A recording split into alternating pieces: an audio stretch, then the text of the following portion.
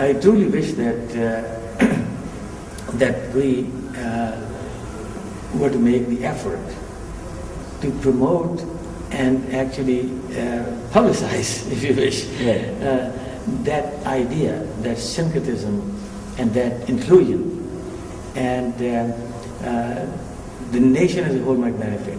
Right. Hindus, Muslims, Christians, Sikhs, all would benefit. And here is the geography perspective, and the geographers. Right. Geographers can help with this kind of thing because they have a sense of place and how they look at place, how they relate to and can understand place and articulate it to others as well. Exactly. Right. So the place of pilgrimage, a place of power. And we need to sort of understand what it is that invests them with power. And so why people then come from various other faiths rather than just only from the faith which created that place. And that's very fascinating actually. Those studies are in their infancy. I just started out, and now I'm hoping that many scholars will be able to study more deeply specific places and centers and so on. There's a vast number of them in Central Asia that nobody knows about or nobody has reported about, in part because they lie in other linguistic areas.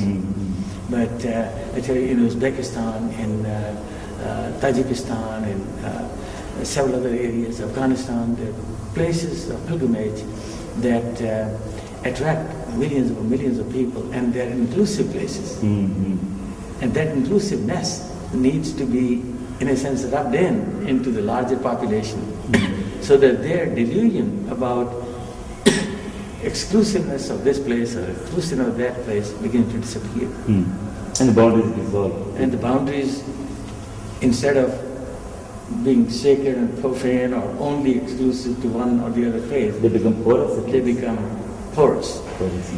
And that is where the interaction lies, and that's where joy lies.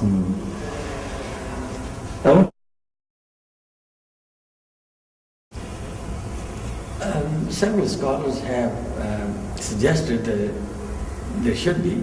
I think their view has been based partly on the fact that if we look at the history of the development of geographic thought, we come across ideas such as the German school of thought, such as the French school of thought, such as the American school, somewhat more amorphous, but nevertheless, maybe there are many schools.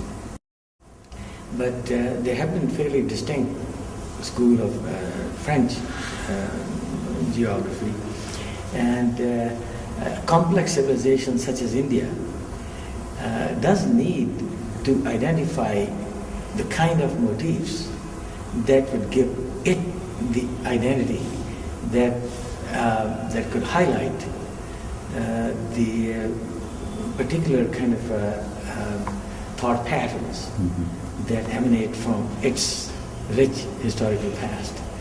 And that needs to be recognized and be utilized. Just to give you an idea,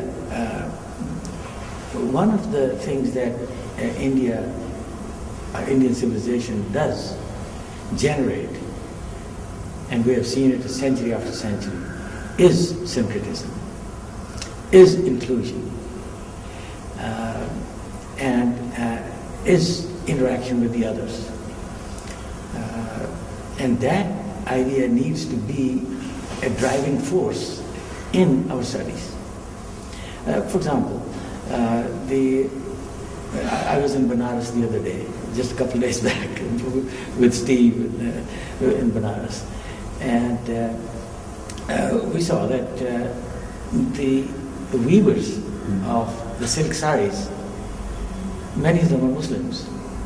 The sellers of the silk saris, many of them are Hindus.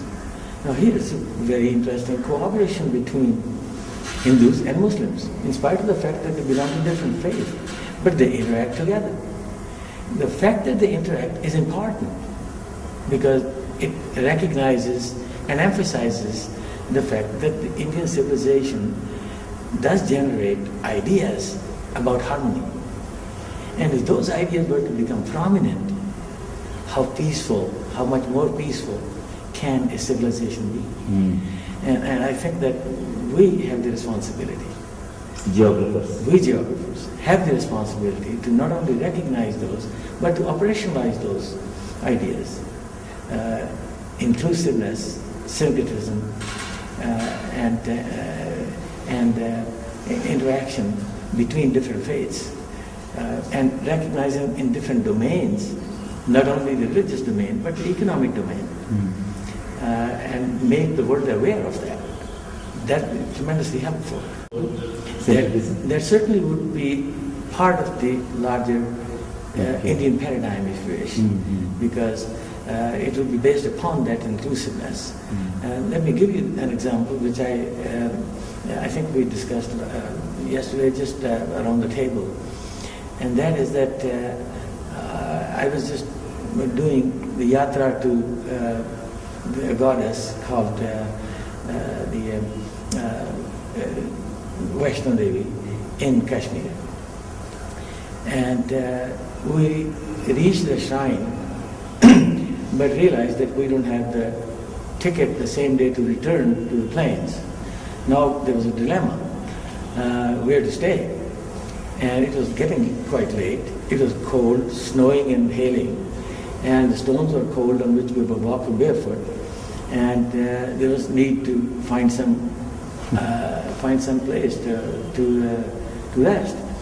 And so we finally found an inn, which opened at about 8 o'clock in the evening.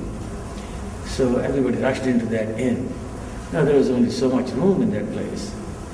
And I remember in a tent, about 12 by 14 room, there were about 28 people, 27, 28 people that were sprawled.